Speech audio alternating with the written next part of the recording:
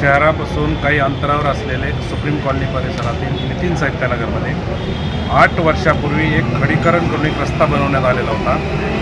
त्या रस्त्यावरती आजपर्यंत कुठलाही डांबर टाकण्यात आलेलं नाही आणि त्या रस्त्याची परिस्थिती खूप विदारक आहे।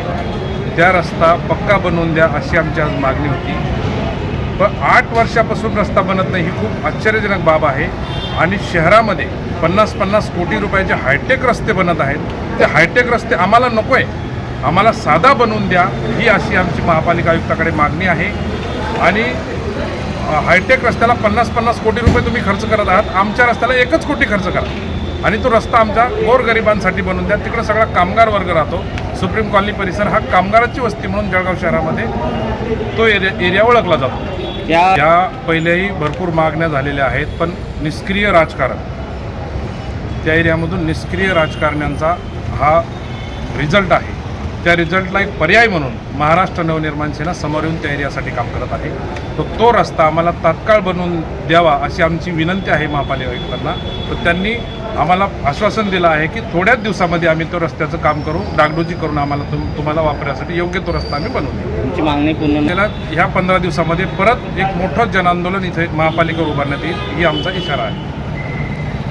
महाराष्ट्र नवनिर्माण सेनेचे समस्त महाराष्ट्र सैनिक आज महापालिकेमध्ये पोहोचलेले आहेत। सुप्रीम कॉलनीच्या शहरात, सुप्रीम कॉलनी हा जळगाव शहरातली एरिया आहे का नाही याच्या बाबतीत क्लिअर करायला पाहिजे यांनी, कारण इतक्या समस्या आहेत सुप्रीम कॉलनीमध्ये। जळगावला हायटेक करत आहे, मग सुप्रीम कॉलनी तुमचं काय वाईट केलं? तिथे कामगार लोक आहे म्हणून का? तो गरीब वस्तीचा एरिया आहे म्हणून का? तिथे मोठे मोठे खड्डे आहेत, रस्त्यांची समस्या आहे, अनेक प्रकारच्या त्रासाने पूर्ण सुप्रीम कॉलनीचा परिसर हा निघत आहे। काय चुकलं यांचं? यांना रस्ते द्या, गटारी द्या, पथदिवे द्या, आरोग्याच्या समस्येने यांना मुक्त करा। काय चुकलं यांचं? तुम्ही हायटेक करताय जळगाव, करा ना, पण त्या कामगार वस्तीचा एरिया जो आहे त्याला त्याचे रस्ते तर द्या। आता लगेच पाऊस येणार आहे, पावसाळा येणार आहे, त्या पावसाळ्यामधून तिथून ते लोकांना निघणं कठीण होऊन जाईल। काय चुकलं त्यांचं?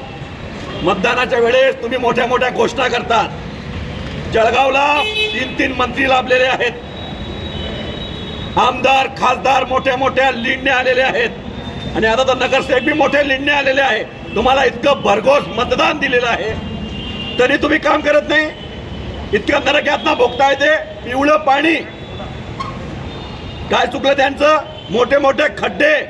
काय चुकलं त्यांचं? त्यांना त्यांचा हक्काचा रस्ता नाही का? ते कामगार आहे म्हणून का? श्रीमंतांच्या रस्ते करतात तुम्ही मोठ्या मोठ्या एरियामध्ये आणि हायटेकच्या घोषणा करतात। यांना रस्ते द्या एवढीच विनंती करतो मनसेमार्फत, नाही तर आम्ही मोठं जन आंदोलन महाराष्ट्र नवनिर्माण सेने उभारू। आम्ही निवडणुकीसाठी काम करत नाही, आम्ही 5 वर्ष जनसेवेसाठी काम करतो, लोकांच्या हक्कासाठी काम करतो। आम्ही वाईट पडतो, लोकांच्या हक्कासाठी वाईट पडतो आणि वाईट पडत राहणार। जय महाराष्ट्र।